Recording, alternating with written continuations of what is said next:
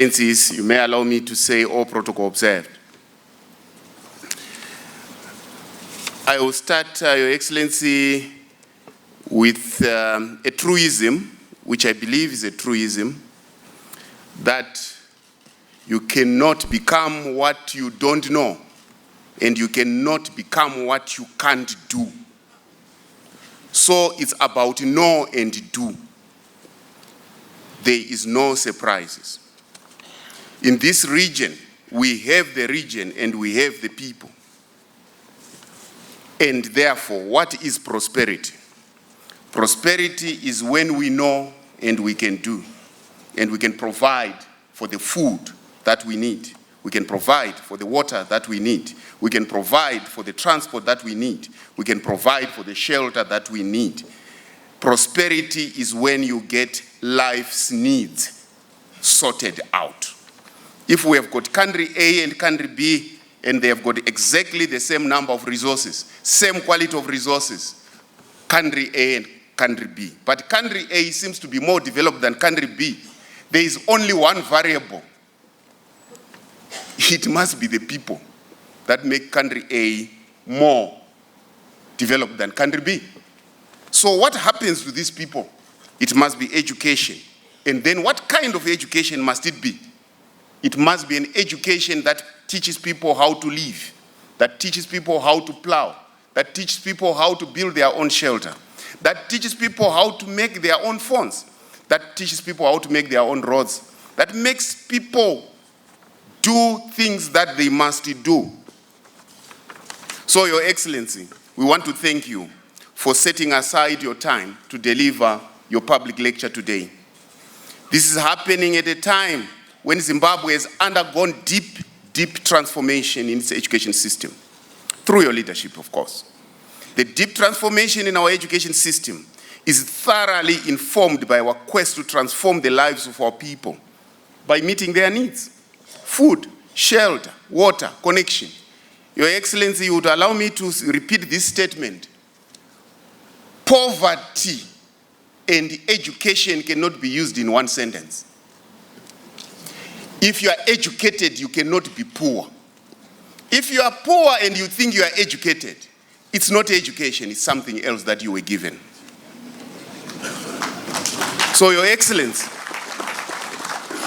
through the application of correct knowledge, skill, values, and attitudes imparted through a well-configured and designed education system, we shall prosper. We shall make our region be what it wants to be. Your Excellency, you configured our education system from a colonial education 3.0, which was encouraging reading and writing, and then, cramming. And then you transformed and you said we shall be heritage-based 5.0. We shall industrialize. We shall innovate. We shall do our education to produce what we need. So this is a transformation. This is a revolution.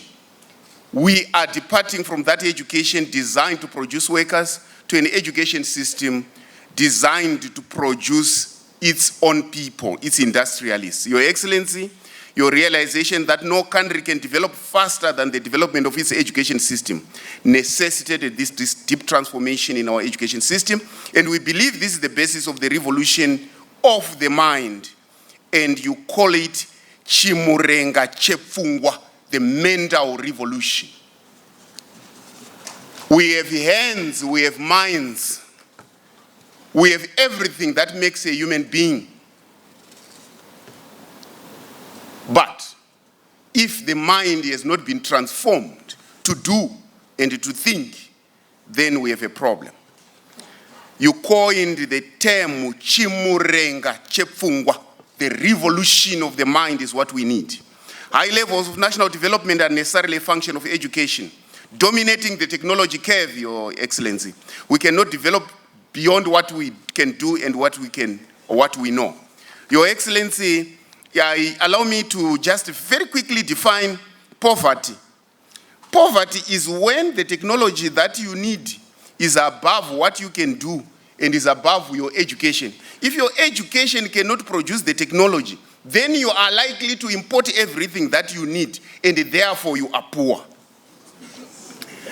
If your education is able to dictate the type of technology that you use, at least 80% or more, then it means you make what you need. It therefore means you are prosperous. Therefore, if poverty is equals to PV, and technology is equals to T, and education is equals to E, therefore PV is when T is greater than E.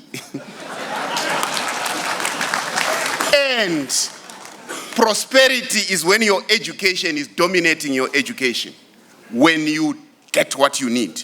Your Excellency, in this new education system that you designed, it is important to realize that education is an enabler for meeting our human needs. And you always say to produce goods and services that you need. Education is not for show. Education is not for gowns. Education is for food. Education is for medicine. Education is for shelter. Education is for confidence. Education is for development. That's what it is. It's not about how many papers are behind you. As long as those papers you have and your people are poor, then those papers are useless as well. Your Excellency, the origin of industry is from education, is from what we know. What we know must address what our people need. Therefore, what our people need shall inform our syllabus. And our syllabus shall be able to produce the industry that we need to eat, that we need to be able to be healthy, that we need to build our roads, that we need. Because sometimes people say, there's this latest this from who? If it's not from your education system, therefore, it means your T is greater than E. It means you are poor. Your Excellency, this is your battle. I believe I've been able to summarize your battle that you will be able to tell us today in your public lecture. You have always said a country is built by its own people. Nyika inovakwa nevene vayo. Ilizwe lakiwa ngabanikazi vayo. SADC is built by its own people. There is no abracadabra. There is no magic. You have to know and you have to be able to do. And there is no other secret you have told us.